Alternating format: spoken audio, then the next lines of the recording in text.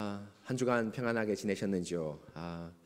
참 지난주에는 바람이 불어서 조금 추웠는데 그래도 봄의 기운은 막을 수 없었던 것 같습니다. 얼마나 꽃이 예쁘게 피었는지 모르겠습니다. 우리 교회도 여기 테라스에 보면 꽃이 참 예쁘게 피었고, 또 여기 화장실 가다가 보실런지 모르겠지만 이 뒤뜰에 그 푸른 새싹들, 우리 권사님이 야채를 키우고 있는데요.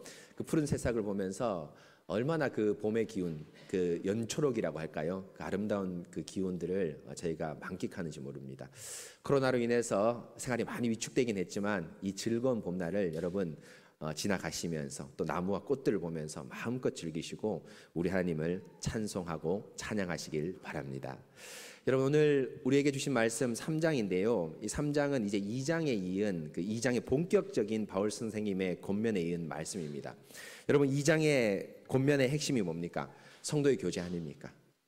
바울 선생님께서 1장은 찬송과 기도로 이제 예배소서를 열었다면, 예배소 말씀을 열었다면, 이제 2장에서 이 본격적으로 바울 선생님께서 이 예배소 교회의 권면을 하는데, 그 권면의 핵심이 바로 무엇입니까? 바로 성도의 교제입니다. 성도의 교제 여러분 하려면 어떻게 해야 됩니까? 바로 우리 안에 어떤 마음이 있어야 됩니까? 겸손한 마음이 있어야 됩니다. 겸손하지 못한 사람 교제할 수 없습니다. 그리고 겸손하지 못한 사람과 교제하기가 참 쉽지 않습니다. 바로 하나님과의 교제를 통해서 먼저 겸손한 마음이 있는 사람만이 교제할 수 있는, 그리고 한 교회를 이룰 수 있습니다. 바로 그 교회 안에서 정말 우리가 여러분 뭡니까? 이 겸손한 마음을 가지고 그리스도 예수의 모퉁이돌 대신 그리스도 예수 안에서 여러분 뭡니까? 저희가 딱딱 연결이 맞아서 홈과 뭐랄까요? 그다음에 아구가 맞다고 하죠. 그 이가 맞아서 딱딱 맞아서 정말 성전이 아름답게 지어가는 모습을 저희가 지난주에 2장에서 봤는데, 바로 여러분 우리 교회가 이렇게 아름다운 모습으로 잘 자라가야 될 것입니다. 어린아이부터 노년의 어르신까지 함께 한 교회 안에서 서로 배려하고 이해하면서 함께 나가야 되겠죠. 여러분, 우리 저 어린아이들이 예배 시간에 빽 하고 울지 않습니까? 성도의 교제입니다. 권사님, 저도 교회 왔습니다. 저도 교회 왔습니다. 또 권사님이 아프시면서 예를 들면 감기 걸리셨거나 이렇게 예를 들면 고동이 불편해서 못 오시면, 우리 권사님, 우리 장로님, 우리 집사님 이런 아픔이 있구나, 내가 가서 한번 말도 걸고 기도 제목도 얻어야 되겠다 하면서 함께 교제하는 것, 그것이 바로 성도의 아주 깊은 교제죠. 바로 주께서 말씀과 성령의 은혜로 주시는 바로 그 교제, 우리 교회의 든든한 여러분 표징이 되고 교회가 아름답게 자라가는 모습이 되어야 될 것입니다. 여러분, 이런 풍성한 교제가 우리 새순교회에 멋지게 넘쳐나고, 우리 새순교회가 지금 계속해서 건축을 하고 있습니다. 그렇죠? 이 보이는 건물이 아니라 성도의 아름다운 교제로 건축하고 있는데, 그 건축을 능히 아름답게 완성 짓는 그런 교회 되기를 간절히 바라면서 오늘 3장 말씀을 이제 시작하겠습니다. 여러분, 3장 말씀 이제 보면요, 바울 선생님께서 다른 어떤 것이 아니라 바울 선생님의 사도직에 대한 이제 말씀을 하고 있습니다. 오늘 말씀 1장 몇 절입니까? 3장 7절에 보면 내게 주신 하나님의 은혜의 선물을 따라 내가 일꾼이 되었다라고 하면서, 이 일꾼, 사도직이 오늘 3장 전체를 감싸고 있는, 휘돌고 있는 그 바울 선생님께서 말씀인데, 오늘 사도직에 대한 말씀을 3장에서 바울 선생님께서 말씀하십니다. 그런데 사도직에 대한 말씀이 왜 나왔냐 하면 3장 1절에 보면 잘 나옵니다. 3장 1절에 보면 바울 선생님께서 이렇게 얘기합니다.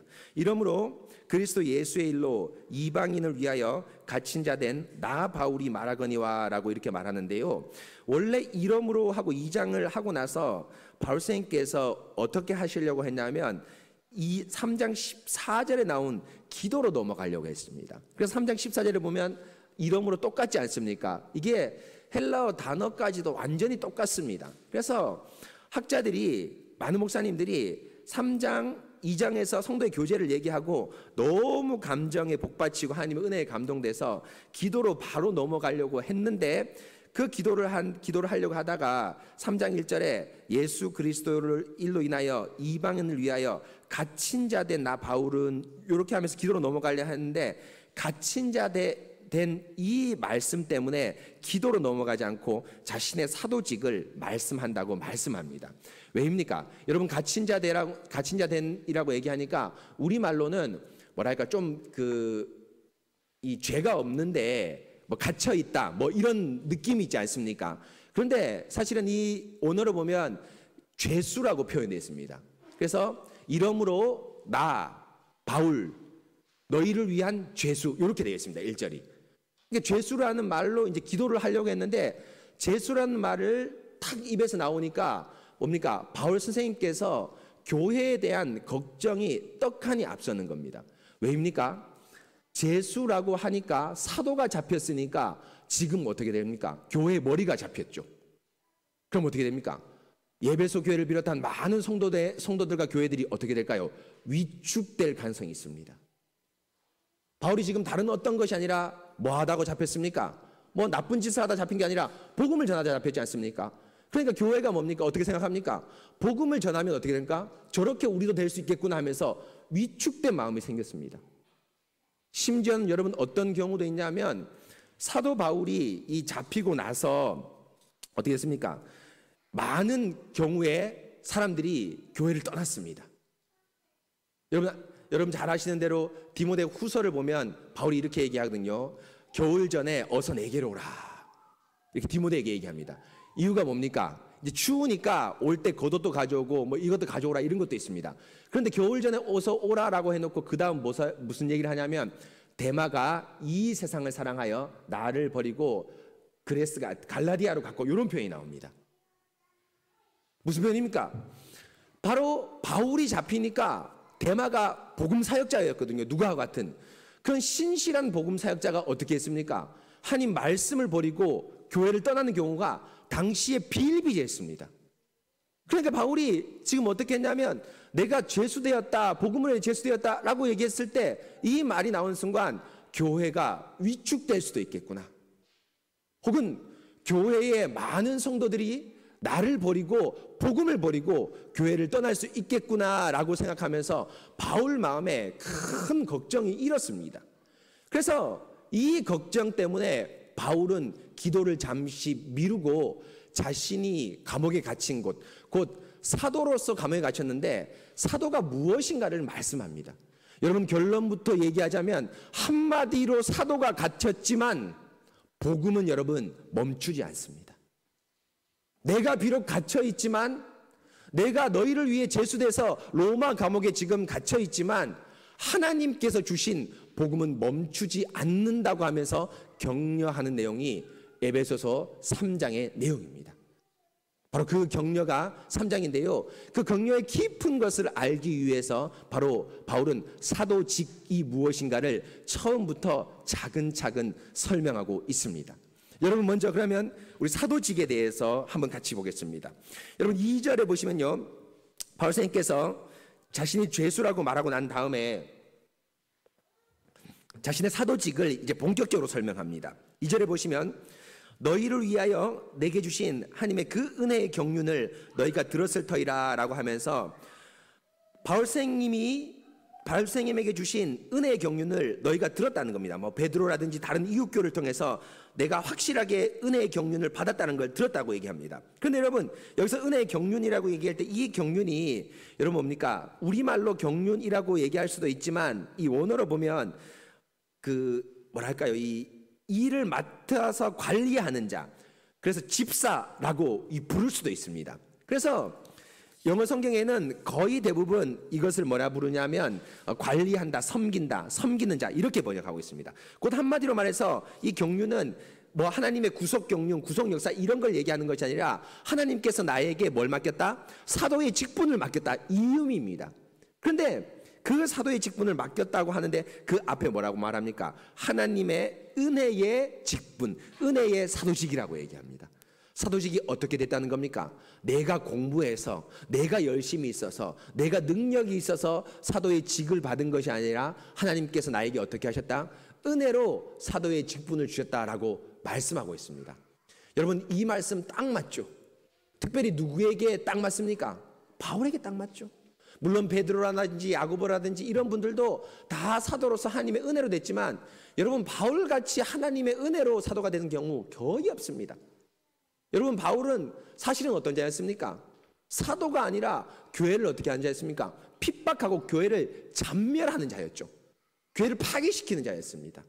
그래서 여러분 다메섹 도상에서 여러분 하나님께서 예수님께서 바울을 만나 주시는데요.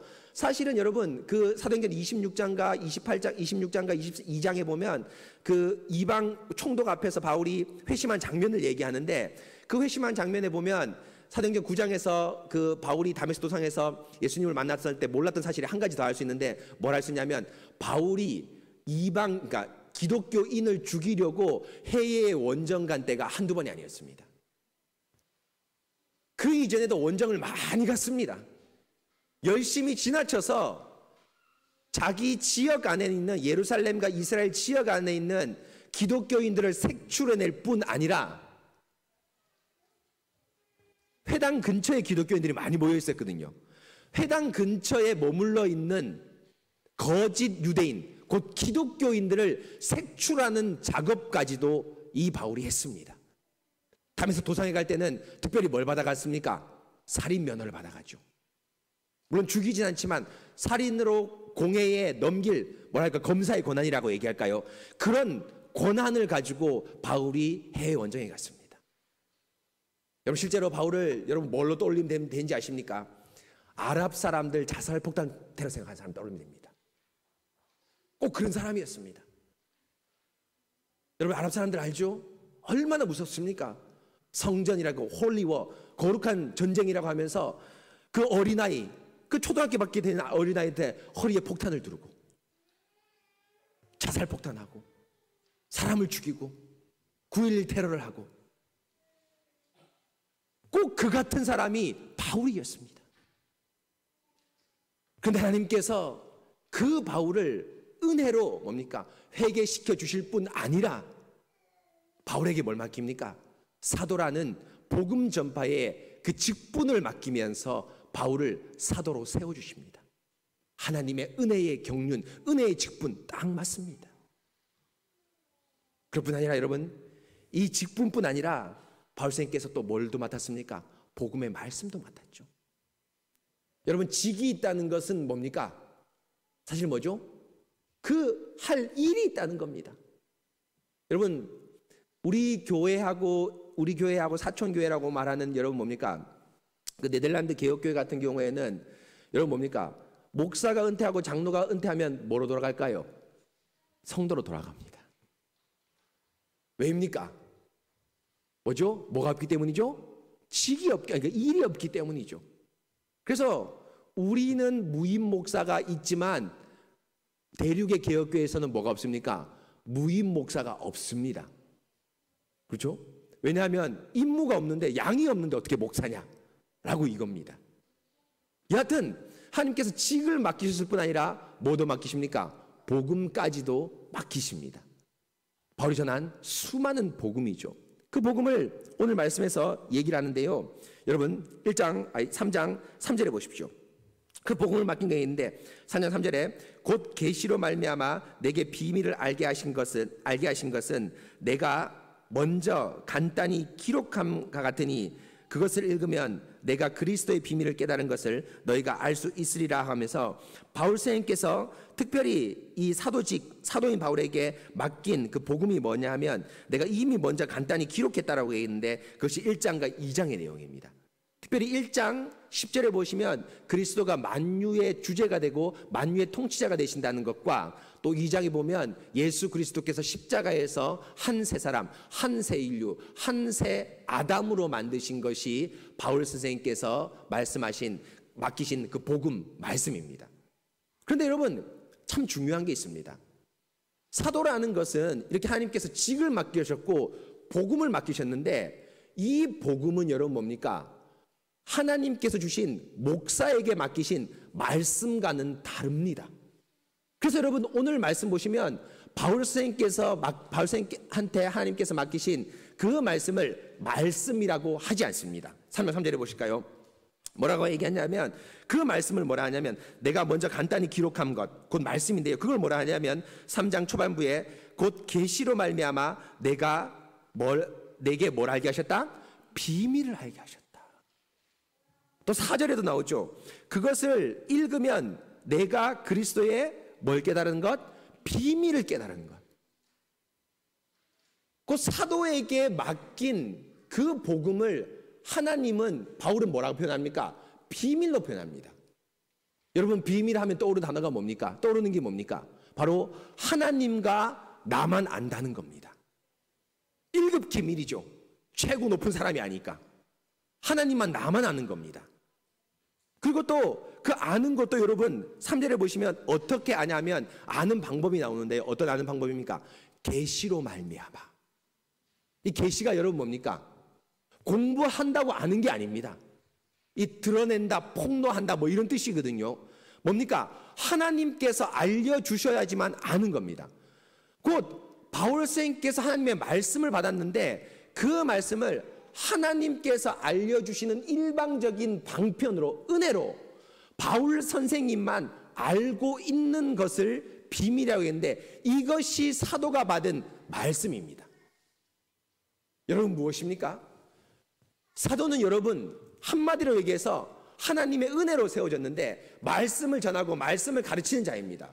그런데 이 말씀을 전하고 말씀을 가르치는 자에게 중요한 것이 말씀의 재료가 있어야 되지 않습니까? 가르치는 재료가 있어야 되지 않습니까? 그런데 그 가르치는 재료는 저 같은 경우는 어디서 배웁니까? 성경에서 배웁니다. 그리고 전문적으로 아시는 우리 교수님들을 통해서 신학교에서 배우고, 지금은 책을 통해서 배우고, 제가 어느 정도 수준이 되면 이것을 연구합니다. 그런데 사도는 다릅니다. 사도는 다릅니다. 사도는 이미 있는 성경을 배우는 것이 아니라 하나님께서 쉽게 말하면 성경을 내려주십니다. 성경을 내려주시고 그것을 받아서 전하는 사람이 누굽니까? 바로 사도입니다. 그래서 사도는 여러분 목사와 다릅니다. 목사는 어떤 사람입니까? 하나님께서 이미 주신 계시를 전하고 선포하고 신방하고 연구하는 사람이지만, 사도는 이전에 아무것도 없는 계시를 받은 사람입니다. 여러분, 우리 디모데전서, 우리가 예배소서 할 때 디모데전서 살펴봤지만 남자가 먼저 나고 여자가 그 후며, 이거 누구에게 알려준 겁니까? 바울에게 알려준 겁니다. 그 어떤 사람이 하나님이 남자를 지었다 여자를 지었다 이렇게 생각하지, 그 순서에 대해서 어떤 의미가 있으며 그 순서가 하나님의 계시의 말씀이라는 걸 누가 알았겠습니까? 아무도 모릅니다. 바울 선생님께서, 목사는 그런 걸 받지 않습니다. 바울 선생님께서 뭘 받았기 때문에? 사도이기 때문에 그걸 압니다. 또 여러분 디모데전서나 고린도후서에 보면 여러분 뭡니까? 여러분 잘 아는 대로 곡식 떠는 소의 입에 뭘 씌우지 말라? 망을 씌우지 말라, 이런 말이 나옵니다. 신명기에 있는 말씀이거든요. 근데 바울이 뭐라 합니까? 이것이 어찌 소를 위한 말씀이겠느냐? 이것이 어찌 소를 위한 말씀이겠느냐? 뭡니까? 교회의 사역자들이 교회 성도로부터 연보를 통해서 지지받고 살해받는 걸 얘기한다고 얘기합니다. 그런데 그걸 여러분 신명기 9구절을 바울이 몰랐으면 누가 알았을까요? 아무도 모릅니다. 만약 바울이 교회 사역자의 사례를 신약에서 고린도후서에서 정리해 주지 않았다면 어쩌면 교회 사역자가 뭐라 될 수 있습니까? 자비량을 할 수도 있을 수 있습니다. 바울이 알려주셨기 때문에, 계시로서 자기가 받고 전해줬기 때문에 여러분 뭡니까? 우리가 그 계시의 말씀을 통해서 하나님의 뜻과 하나님의 마음과 구속 역사를 알 수 있죠. 오늘 예배소서의 말씀도 역시 마찬가지죠. 그리스도가 여러분 만유의 통일자가 되시고, 그리스도가 십자가에서 한 세 사람, 한 세 아담, 한 세 인류를 만들었다는 거 여러분 뭡니까? 바울이 아니었으면 몰랐습니다. 물론 하나님께 주셨지만요. 여러분 이사야 2장 1절을 보면 예루살렘의 말일에 모든 이방인들이 몰려온다고 되어 있습니다. 근데 여러분 그 말씀 딱 했을 때 유대인들 생각에 또 이방인들 생각에 그 말씀 이사야서만 딱 봤을 때 어떻게 떠올랐을까요? 이방인들이 몰려와서 한 교회를 이루는데 어떻게 이룬다고 생각했을까요? 이방인들이 유대인이 되어서. 여러분 그렇게 생각할 수 있겠죠? 제가 유대인이라면 그렇게 생각했을 겁니다. 말일에 이사야 보면 이방인들이 예루살렘에 막 몰려오는데 이게 교회로 몰려오는 거거든요. 교회로 막 몰려오는데 어떻게 된다? 이방인 신분 그대로가 아니라 어떻게 변환돼서 유대인으로 바뀌었어. 그런데 바울이 오늘 에베소서 2장에서 뭐라 말합니까? 유대인이 되는 것이 아니라 십자가에서 완전히 새로운 사람이 됐다. 한세 종족, 한세 인류, 한세 아담이 됐다고 얘기합니다. 그래서 그 계시를 오늘 2장 6절에서도 말하는데요. 이는 이방인들이 복음으로 말미암아 그리스도 예수 안에서 뭡니까? 공동 상속자. 우리는 함께가 이 부사처럼 나오는데 원래 보면 명사입니다. 공동 상속자. 또 공동 지체, 공동 참여자, 약속에 참여한 자가 되었다 이렇게 되옵니다. 함께라고 했는데 너희라고 했는데 너희가 누구하고 함께 공동 상속자, 공동 참여자, 공동 지체가 됩니까? 유대인과 함께입니다. 지분을 똑같이 나눠갔습니다. 아들과 딸 상관없습니다. 부모님이 돌아가시면 아들과 딸이 요새 똑같이 나눠가는 것처럼 유대인의 이방이 똑같다는 것이 바울의 계시를 통해서 알려준 겁니다. 바로 이것이 여러분 사도입니다. 바로 이것이 사도입니다. 그럼 여러분 여기서 우리가 설교 초두에 질문했던 그 질문을 생각해 봅시다. 뭘 질문 던졌습니까? 바울 선생님께서 지금 감옥에 갇혀 있기 때문에 어떤 일이 일어날 수 있습니까? 교회가 위축되구나. 교회가 멈추구나. 그런데 그 멈춤의 이유가 뭡니까? 바로 뭡니까? 하나님 말씀이 공급되지 않기 때문이죠. 만약에 여러분 제가 어떤 일로 인해서 병원에 가거나 감옥에 있다고 생각해 봅시다. 그럼 여러분 이 교회의 강단의 말씀은 멈출까요? 멈추지 않을까요? 멈춥니다. 멈춥니다. 그렇기 때문에 저를 대신해서 다른 목사가 오든지 또 다른 분들을 모셔서 설교를 해야 됩니다. 우리 교회에 그런 경우가 많지 않습니까? 그런데 사도는 아주 중요한 게 감옥에 갇혀 있어도 그의 직분이 멈추지 않습니다. 여러분 왜일까요? 제가 좀 전에 설명한 것이 나오는데요. 바울 사도의 직의 아주 핵심이 뭡니까? 저처럼 말씀을 전하는 것도 중요한 일이지만 저한테 없는 일을 하죠. 목사가 못하는 일을 하죠. 무슨 일입니까? 말씀을 받는 일입니다. 말씀을 받는 일입니다. 말씀을 받는 일은 지금도 감옥에서 멈추지 않습니다. 생명이 붙어 있는 한 사도의 직분은 멈추지 않습니다. 그래서 저는 은퇴하고 일반 성도이지만 사도는 은퇴가 없습니다. 왜입니까? 하나님께서 늙어 죽을 때 말은 제대로 못하고 이 앞에서 힘이 없어 설교는 못하겠지만 사도에게 항상 무엇을 공급하시기 때문입니까? 계시, 비밀을 공급하시기 때문입니다.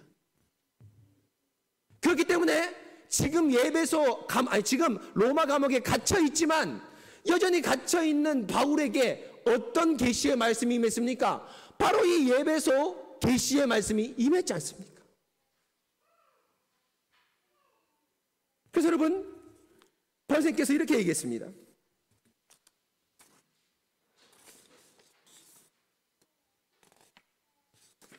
똑같이 감옥에 갇혀서 쓴 편지가 있는데 빌립보서 1장 12절 13절에 나옵니다. 형제들아 내가 당한 일이 도리어 복음 전파의 전진이 된 줄 너희가 알기로나노라. 무슨 말입니까? 내가 당한 일이 복음 전파의 전진이 된 줄 알아라. 뭡니까? 내가 지금 갇혀 있지만 복음이 전진된다. 그래서 전진되기 위해서는 뭐가 와야 됩니까? 바울이 감옥에서부터 어떻게 됩니까? 끊임없이 계시를 받고 있다는 것을 말씀하고 있습니다. 바로 사도는 여러분 이런 것에서 멈추지 않습니다. 사역이. 그런데 여러분 더 중요한 것이 있죠. 사도 바울 선생님의 사역이 감옥에서 계시를 받는 것에서 멈추지 않을 뿐 아니라 한 걸음 더 나가서 그 계시된 말씀이 반드시 설교는 아니지만 하나님께서 흘러서 어디에게 들어가게 합니까? 교회에게 들어가게 하십니다. 여러분 오늘 말씀 볼까요? 오늘 말씀 보십시다. 8절 보십시다. 8절 보시면 나오는데요. 성도 중에 지극히 작은 자보다 더 작은 나에게 이 은혜를 주신 것은 곧 사도적 사명과 사도에게 준 계시의 말씀을 얘기합니다. 이 계시의 말씀을 주신 것은 측량할 수 없는 그리스도의 풍성함을 이방인에게 전하게 하시고, 설교라는 뜻이거든요. 설교하게 하시고라고 되어 있습니다. 은혜를 받았을 뿐 아니라, 그 계시의 말씀을 받았을 뿐 아니라 바울이 또 해야 될 일이 뭡니까? 전하는 겁니다. 그런데 그 전하는 것이 9절에 보면 다른 표현으로 나옵니다. 영원부터 만물을 창조하신 하나님 속에 감추었던 비밀의 경륜. 이 경륜은 2절에 나오는 직분이 아니라 그 3절부터 6절에 나오는 하나님의 말씀, 곧 이방인과 유다가 함께 공동지체, 함께 상속자가 된다는 걸 얘기합니다. 그 비밀의 경륜, 곧 복음, 계시의 말씀이 어떠한 것을 뭐하게 한다? 드러내게 하려 하심이라 되어 있습니다. 전파한다가 아니라 어떻게? 드러내게 된다고 되어 있습니다. 여러분, 이 드러내게 된다는 것은 어떤 표현이냐면, 후라시나 전등으로 여러분 촛불 같은 걸로 어두운 데를 비추는 걸 얘기합니다. 이 비추는 것 여러분 뭡니까? 누가 비춥니까? 사람이 비추지 않습니다. 누가 비춥니까? 우리 하나님께서 비춥니다. 그래서 이 드러낸다라는 이 단어와 거의 유사한 단어가 우리가 3절에서 본 것처럼 계시라는 단어입니다. 곧 하나님께서 바울에게 복음의 비밀, 곧 복음의 은혜를 주셨는데, 그 은혜가 여러분 뭡니까? 바울 입에만 옹알옹알 거리고 있는 것이 아닙니다. 그 말씀이 뭡니까? 하나님께서 비추어 주십니다. 들추어 내십니다. 밝히 드러내십니다. 어디에게? 바로 교회에게 드러내 주신다고 말합니다. 지금 여러분, 바울선생님께서 예배소 말씀, 계시의 말씀을 받았지 않습니까? 한 세 인류, 한 세 사람, 공동지체, 공동상속자라는 말씀을 받았는데, 이 말씀이 바울의 입에 멈췄습니까? 아닙니다. 이 말씀이 지금 어떻게 됐습니까? 하나님이 드러내셔서, 비추어 주셔서 지금 편지를 통해서 누구한테 흘러갔습니까? 예배소 교회에 정확히 지금 흘러가고 있습니다. 지금 무엇을 말합니까? 바울 선생님께서 받은 그 계시의 말씀은 바울의 마음과 입속에만 머무르는 것이 아니라, 비록 설교하고 전파하는 역할은 지금 막혔지만, 하나님께서 하나님의 비상한 방법을 통하여서 편지를 통해서 복음이 전파되거나, 혹은 바울을 찾아오는 그 면회객들, 신실한 기독교인들과 목사님을 통해서 그 말씀이 어떻게 합니까? 그 교회에게 전파되고 있다는 것을 말씀하고 있습니다. 그래서 여러분 보십시다. 빌립보서 제가 말씀한 대로 1장 12절 13절, 형제들아 내가 당한 일이 도리어 복음 전파에 진전이 된 줄을 너희가 알기 원하노라. 이러므로 나의 매임이, 복음이 그리스도 안에서 모든 시대왕과 그 밖에 모든 사람에게 나타났다 라고 말합니다. 또 디모데후서 2장 9절에서 이렇게 얘기합니다. 복음으로 말미암아 내가 죄인과 같이 매이는 데까지 고난을 받았으나, 여러분 잘 아는 구절이죠. 뭡니까? 하나님의 말씀은 매이지 않으니라. 여러분 무엇입니까? 지금 교회가 위축되어 있습니다. 바울이 잡혔기 때문에 하나님 말씀이 공급되지 않는가? 또 바울이 잡혔기 때문에 교회가 잘하지 않는가? 우리도 잡힐 수 있으니까 도망가자라면서 교회가 비상상태가 되었습니다. 그러나 하나님께서 바울을 통해서 말씀을 주십니다. 바울이 잡혔지만 그 사도의 직분이 멈추지 않습니다. 왜 멈추지 않습니까? 사도를 통해서 하나님께서 계속해서 계시의 비밀의 말씀을 전파해 주시기 때문입니다. 목사가 잡히면 설교가 멈출 수는 있을지 몰라도, 사도가 잡히면 전파하는 것은 멈출지 몰라도 뭐는 멈추지 않습니까? 계시의 말씀이 전달되는 건 멈추지 않습니다. 또 하나, 하나님의 말씀이 하달되는 것이 멈추지 않을 뿐 아니라, 비록 설교는 하지 않지만 그 계시된 말씀이 반드시 편지나 대면을 통해서 하나님께서 원하시는 그 교회에 흘러 들어가게 되어 있습니다. 여러분 왜입니까? 바로 그거죠. 바울이에게 주신 이 계시의 비밀은 사실은 여러분 뭡니까? 바울 거가 아니라 누구 거기 때문입니까? 교회 거기 때문입니다. 바울 거 아닙니다. 하나님께서 그 바울에게 주신 이 수많은 계시의 말씀, 이것이 어찌 소를 위한 것이겠느냐? 너희가 한 세 사람, 한 세 인류로 지었다. 이 모든 말씀이 바로 바울을 위한 말씀이 아니라 바로 에베소 교회, 빌립보 교회, 디모데가 다스리는 그 에베소 교회를 위한 말씀이기 때문에 하나님께서는 말씀을 내려주실 뿐 아니라 그 내려주신 말씀을 어떠한 방편을 통해서 교회를 통해 흘러가게 만드는 것이 우리 하나님이 역사하시는 현장입니다. 사랑하는 성도 여러분, 바로 이것입니다. 바로 정확하게 말해서 하나님께서 전파하신 그 말씀, 바울에게 내려주신 그 말씀은 사도의 것이 아니라 교회의 것입니다. 하나님은 말씀을 교회에 전파하기 위해 사도라는 신실한 직분을 이용하시지 사도에게만 주시기 위해서 사도에게 계시의 말씀을 주시지 않습니다. 사실 사도에게 주신 하나님의 계시의 말씀은 사도의 것이 아니 바로 교회의 것입니다. 단지 사도를 사용하는 것은 신실한 사도 바울과 같은 사람이 직분을 사용하셔서, 사도 바울의 신실함과 그 사도라는 직분을 사용하셔서 말씀이 손상됨 없이, 변형됨 없이, 변개됨 없이 그대로 전하기 위한 도구일 뿐이지 결코 그 말씀의 목적은 사도 자체가 아닙니다. 바로 교회가 그 말씀의 대상이고 교회가 그 말씀을 받는 수혜자이기 때문에 드러난 계시, 하달된 계시는 감옥이라는 극한 환경에서도 감옥에 머물러 있지 않고 입과 입으로 혹은 편지로 반드시 전파되고 드러나게 하심으로 하나님께서 원하시는 그 교회에 반드시 도착하게 하십니다. 바로 이것입니다. 사랑하는 성도 여러분, 그럼 하나님께서 왜 이렇게 바울 사도의 직을 멈추지 않고 계시를 하달하며 그 하달된 계시를 교회에게 왜 흘러가게 하십니까? 바로 그것입니다. 교회는 이 말씀을 먹고 자라기 때문입니다. 우리 아이들이 여러분 밥을 먹고 자라지 않습니까? 우리 어르신들 아이를 다 키워봤지만 아이들 밥 먹기 좋아합니까? 안 좋아합니까? 안 좋아합니다. 우리 은솔이 밥 먹기 참 싫어하거든요. 엄마가 필살기 요리를 해도 잘 안 먹습니다. 그래서 항상 밥 먹을 때 끝에 뭐 하냐면 10숟갈만 더 먹어. 우리 뭐 부모님들 공감하실 겁니다. 우리 다 10숟갈만 더 먹어.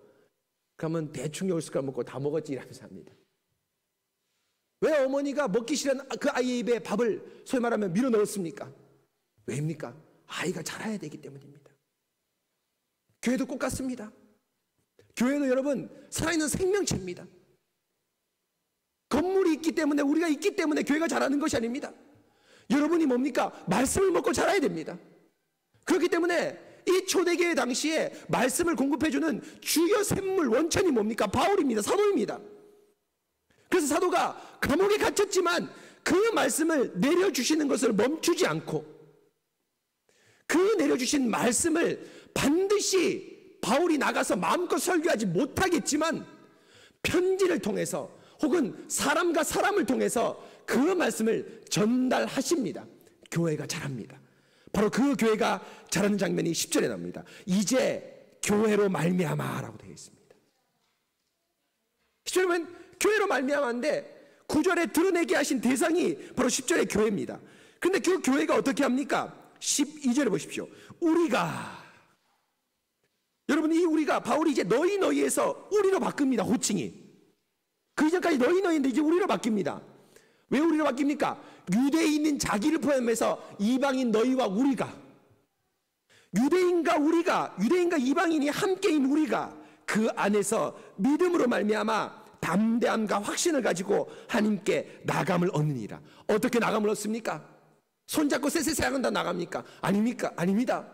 바울 선생님의 말씀이 공급될 때, 그 말씀이 변함없이 선포될 때 교회가 자라갑니다. 시대 여러분, 그 자라가는 모습이 있죠? 현재 말씀이 선포된 현장에 있습니다. 4절을 보십시다. 그것을 읽으면 내가 그리스도의 비밀을 깨달은 것을 너희가 알 수 있으리라 얘기합니다. 여러분 그것을 읽는다고 얘기했는데요, 여러분 읽는다 뭘까요? 편지를 가지고 집에 가서 읽는 거 아닙니다. 그 당시 편지 여러분 두루마기 아니었습니까? 두루마리 아니었습니까? 지금처럼 종이 아닙니다. 이런 종이 아닙니다. 좋은 종이 아닙니다. 두루마리입니다. 우리 옛날에 보면 방처럼 이렇게 이런 것처럼 그런 말입니다. 그거를 읽는다고 되어 있습니다. 어디서 읽을까요? 예배에서 읽는 겁니다. 두기고가 쭉 펴놓고 바울생의 편지를 지금 읽고 있습니다. 바로 그 읽을 때 교회가 여러분 뭡니까? 자라갑니다. 바로 여러분 그렇기 때문에 여러분 이 교회는 결코 낭망하거나 실망할 필요 없습니다. 사도가 투옥된다고 해서 낭망할 필요가 없습니다. 13절에 보십시오. 그러므로 너희에게 구하노니 너희를 위한 나의 여러 환난에 대해서 너희가 뭐 하지 말라? 낭망하지 말라. 바로 낭망 때문에 편지를 썼습니다. 복음이 위축되거나 복음이 멈추거나 말씀이 공급되지 않는가, 그런 경우 없다. 왜입니까? 하나님께서 말씀을 하달시켜 주시고 말씀을 전해 주시기 때문입니다. 사도직이 멈추지 않기 때문입니다. 옥중에서도 하나님의 계시의 말씀이 사도에게 하달되고, 그럴 뿐 아니라 그 사도에게 하달된 말씀이 반드시 교회에게 전파됩니다. 설교는 비록 못하지만 편지로 혹은 신실한 사람들에게 입을 통해서 전파됩니다. 그러므로 반드시 교회는 자랍니다. 결코 교회가 후퇴하는 일은 없습니다. 하나님이 사도가 감옥에 갇혀 있다고 교회가 후퇴하게 하거나 혹은 복음 사역을 멈추게 하는 일은 결코 없습니다. 사랑하는 성도 여러분, 바로 지금도 이 원리는 마찬가지입니다. 여러분, 우리 교회 정체되어 있는 것입니다. 교회는 멈출 수 없습니다. 끊임없이 자랍니다. 어떻게 자랍니까? 바로 하나님께서 이 교회에 여러분들에게 말씀을 공급해 주므로 끊임없이 자랍니다. 그 말씀에 공급한 아주 중요한 초소가 바로 이 목사와 당회입니다. 이 목사와 당회를 통해서 여러분들에게 끊임없이 말씀을 공급해 줘서 여러분들이 강건하게 자라고 있습니다. 여러분, 이번 코로나 사태를 겪으면서 여러분 어떻게 잘 자랐습니까?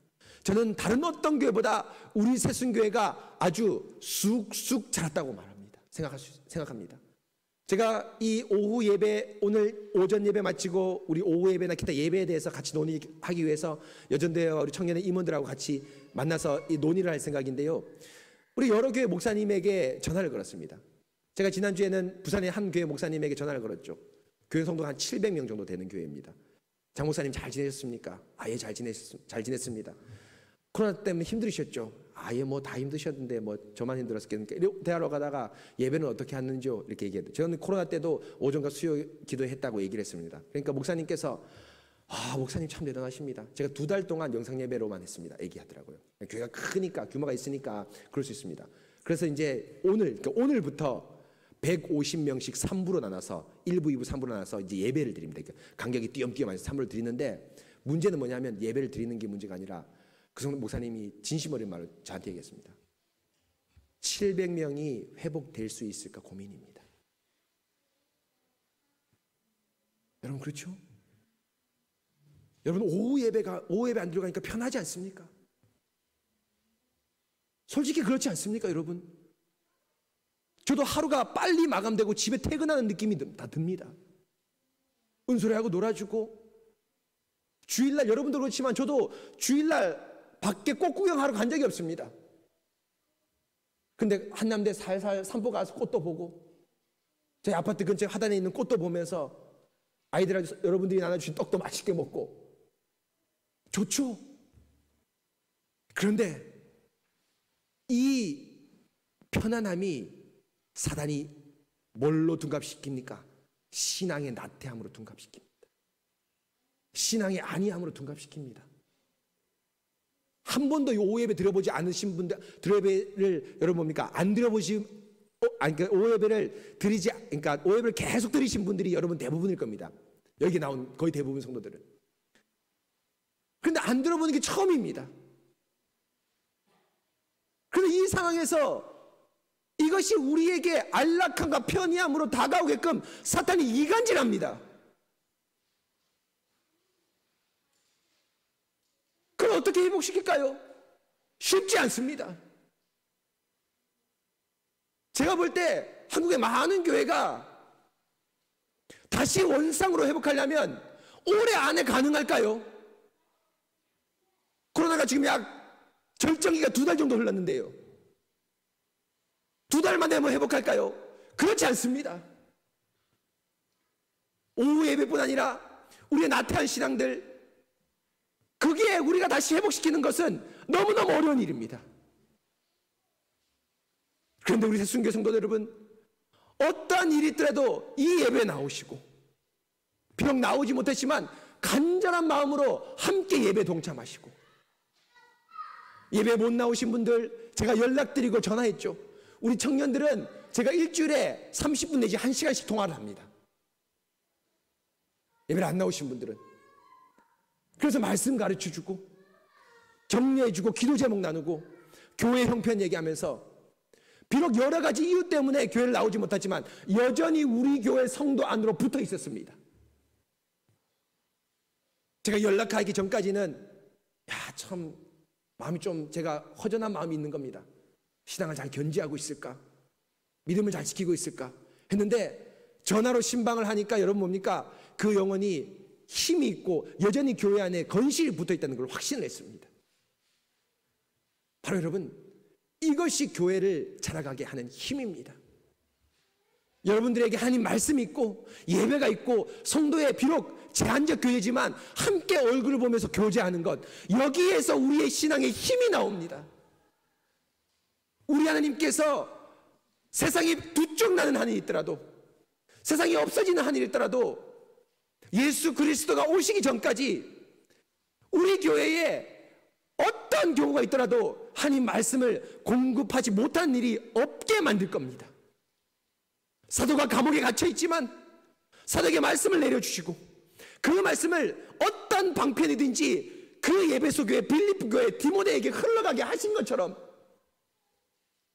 저의 건강을 붙드실 것이고요, 당회원들을 붙드실 것이고요, 또 여러분들의 마음을 붙드셔서 우리 교회를 힘있게 세워가시게 될 것입니다. 여러분, 바로 이것이 교회의 영광입니다. 이것이 교회의 축복입니다. 그래서 여러분 보십시오. 오늘 발사님께서 기도하지 않습니까?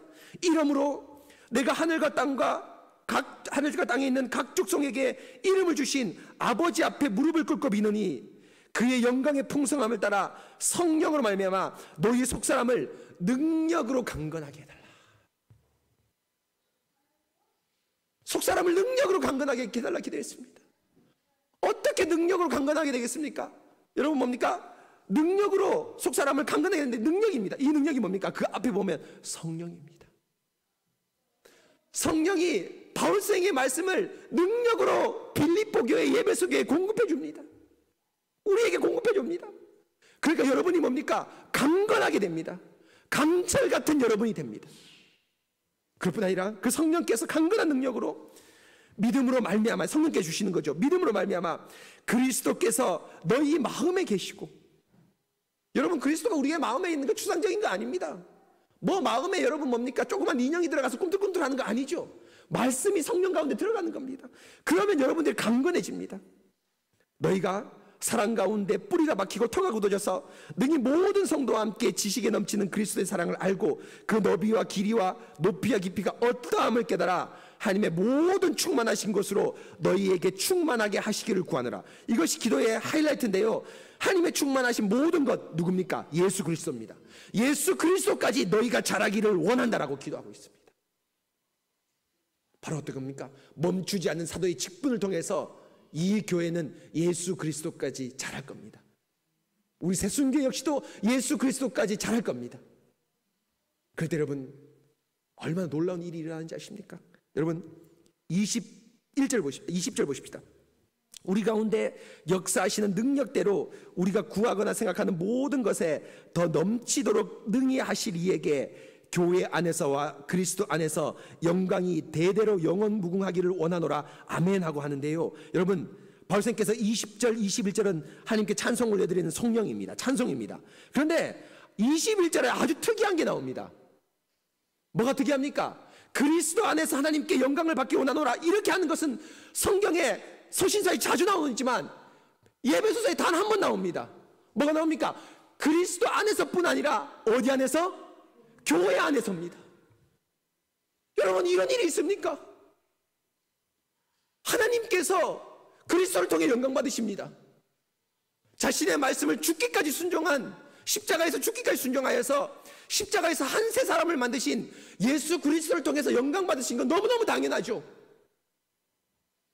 그런데 바울선생님께서 사도를 통해서 말씀이 멈추지 않고 어떤 방편을 통해서 교회를 공급되고 그 교회가 속사람이 강건해지고 그리스도의 장성한 분량까지 자라는 그 모습을 그려보니까 그리스도 안에서뿐 아니라 어디 안에서도 영광이 흘러넘칩니까? 교회 안에서까지 영광이 흘러넘칩니다. 사랑하는 성도 여러분, 이겁니다. 교회는 단지 말씀을 듣기 위해서 모인 공동체가 아니라 그 말씀을 통해 충만히 자라서 우리의 모습을 보고 하나님께서 영광을 받으시는, 마치 누구와 방불하듯이 똑같듯이 우리 주 예수 그리스도 똑같듯이 영광을 받으시는 것이 바로 이 교회의 아름다운 모습입니다. 사랑하는 성도 여러분, 바로 우리가 함께 예배를 드리고 함께 성도의 교제를 하고 함께 새 사람으로서 어떠한 일이 있든지 함께 교제를 할 때 하나님은 세상에서 여러분이 성공하는 것보다 더 큰 영광을 이 교회에서 받으십니다. 여러분, 영광을 돌리기 위해서 돈을 많이 벌거나 출세하거나 성공하는 것이 아니라 하나님께 영광을 돌려드리기 위해서 교회에서 예배드리시고 성도들과 교제하십시오. 그것이 하나님이 기뻐 받으시는 영광입니다. 사랑하는 새순교회 성도 여러분, 우리 교회가 비록 여러 가지 면에서 작을 수도 있습니다. 위축될 수도 있습니다. 그러나 여러분, 결코 위축되지 마십시오. 단연코 이 코로나 사태 가운데 우리 교회만큼 쭉쭉 장성한 교회 없습니다. 그 장성한 우리의 모습을 보고 우리 하나님께서는 영광 받으실 것입니다. 말씀을 사모하고 어쨌거나 예배를 드리려고 노력하고 기도하고 하나님께 나오는 여러분, 집에 돌아가는 것이 아쉬워서 성도들과 나눔하고 같이 기도하고 같이 안부를 묻는 이 우리의 모습에 하나님께서 우리 교회를 통해 영광을 받으실 것입니다. 사랑하는 성도 여러분, 우리 교회도 코로나 때문에 위축된 많은 모습들이 회복돼야 될 부분이 있습니다. 분명히 있죠. 여러분, 그 회복 빨리 회복시킵시다. 하나님께서 우리에게 예배소 말씀을 통해서 귀한 말씀 주시지 않습니까? 여러분, 올 때 우리 교회 예배당 교회 입구 쪽에 포스터 보셨죠? 야, 참 잘 만들었습니다. 함께 지어져 가느니라. 그 교회당 뚜껑에 검은 손에 있습니다. 예, 누굽니까? 우리 하나님이죠. 하나님께서 그 예배당 밑에, 이 공간 밑에, 여러분 거기 보시면 나오는데 아이들, 장애인들, 어르신들, 청년들 다 불러 모으십니다. 그 불러 모으셔서 여러분 뭡니까? 함께 지어져 가십니다. 여러분, 더 멋지게 지어갑시다. 더 멋지게 세워갑시다. 우리에게 모퉁이 돌 대신 예수 그리스도가 있고 사도가 전파된 이 말씀이 이렇게 기록되어 있고 또 그 말씀을 신실하게 전하려고 하는 저와 우리 장로님이 있기 때문입니다. 여러분, 함께 지어져 가서 멋지게 강건한 사람이 되어서 우리 모두 예수 안에서뿐 아니라 교회 안에서 우리 하나님께 영광을 돌려드리는 우리 새순교회 모든 성도 여러분 되시길 간절히 바랍니다. 여러분, 이 시간 함께 같이 기도하도록 하겠습니다.